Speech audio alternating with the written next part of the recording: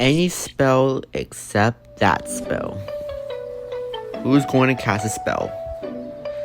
Twilight jumped to her hoods behind her desk and loomed down over Spike and Sweetie Belle. What? You want me to... What? Sweetie Belle shrank down to her chair.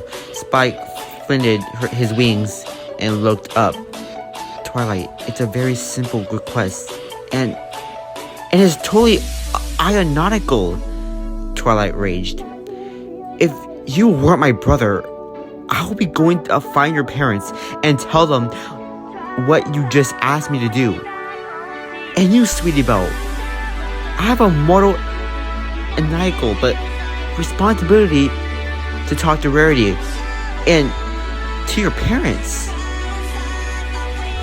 But, Spike said, and Sweetie Belle said, enough, Twilight shouted, and then plopped down to her chair. She closed her eyes and folded her forehoofs under her snout, took a deep breath and held it, and slowly breathed out, pushing her forehoofs away from herself.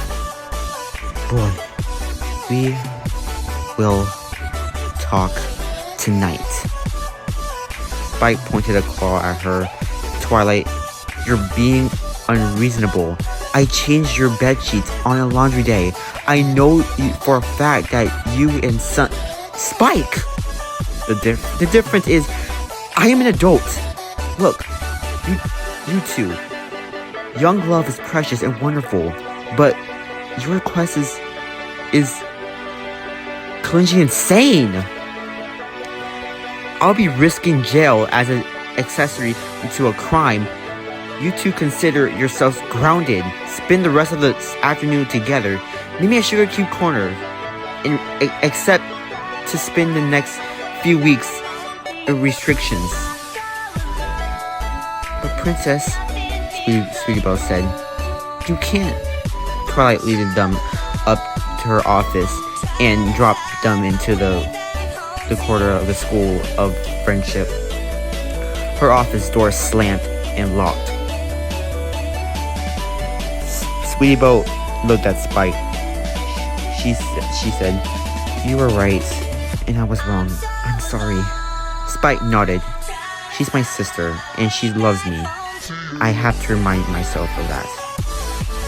Starlight, Sweetie Belle asked. Starlight?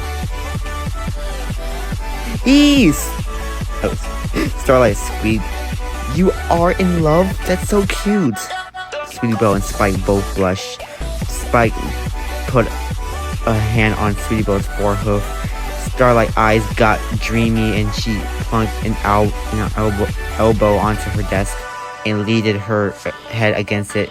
She glanced at a photograph of Trixie on her desk, then back at Spike and Sweetie Belle. So cute. Thanks, Sweetie Belle mumbled with a blush.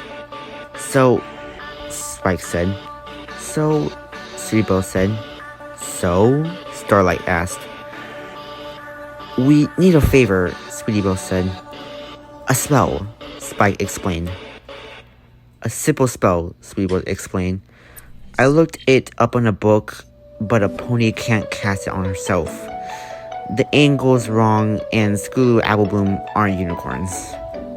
Also, Spike said, a really strong spellcaster, like, say, you, Starlight, can cast a spell so that it lasts longer between recharges. You two are so cute, Starlight gushed. What spell? They explained. Starlight frowned. Oof. I don't know. You two are kids. How old were you when you first had sex? Sweetie Belle asked. Young. Starlight looked down at her flank and rubbed her left cutie mark with the forehoof. Too young. I'm not part of that. I'm not sure if I'm comfortable helping you to make the same mistakes I once made, even if you're slightly older than I was. Starlight looked up back at the two youngsters. I want to help you, but this is a heavy ask, you two. Starlight, Spike said. We understand, but we're unbreakable couple. We need the magic to help us. We can't just be together the way two ponies or two dragons could. Sweebo nodded. Isn't the whole point of this school to help the different races of the world come together and understand each other's better? Starlight closed her eyes and breathed deeply for a few seconds. Okay, against my better judgment, I'll help you. I'll cast a spell. But if Twilight ever finds out, with a flash of raspberry purple magic, a scroll appeared above Starlight's desk. Starlight leaned it out of the air and read it. Spike said. Starlight? Sweebo asked. Starlight rolled up the scroll and zapped it into ash. That was Twilight. She's told me that to keep an eye out for you two.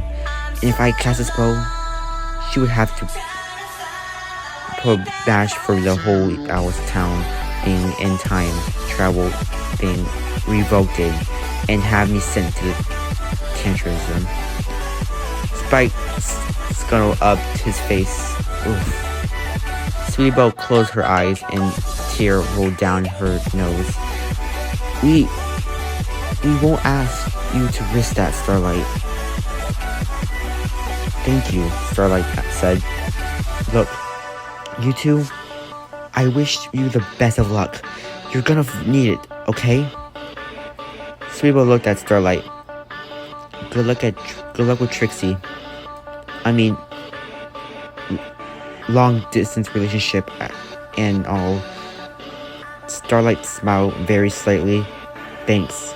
She'll be back in Ponyville the next week. Spike and Sweebo pounded at the edge of the friendship pool in front of Twilight School. The waterfalls bubbled and gludged. Spike kicked his feet in the water, and Sweebo found her belly, dipped her four hoofs in. Sweebo said, I'm sorry. It's my fault, Spike said. I should have known how Twilight would react, and we shouldn't have told her. What do you do? Asked Sweebo. Well, Spike said, one option. If we wait till we both turn 18, Twilight and Starlight will both help us then. Heck, they'll probably change up magical device so we can do it ourselves. Sweebo shivered for a second. I don't want to wait so long. We're in love. I want to make love. I'm just glad we checked that medical book before we. Spike shuddered. Those poor ponies. Those pictures are awful. Spike rubbed his chin. Wait a second. We're forgetting one last skill magic. Rarity won't help us. Trust me, she said. No, not her. The new visiting professor. Sweebo frowned. The human? The human, Spike said. Spike rapped his knuckles on the door, ladder-proof. I can't put this up. Enter came to accent voice. Spike and Sweebo walked into the office. In the middle-aged, brown-haired human female looked up from her desk. She wore a white blouse, red and gold ascot, and black clock. Please, have a seat. Thanks for seeing us, Professor. Certainly. Until the next semester starts next week. I have plenty of free time. Let me remember, Spike. The prince's brother.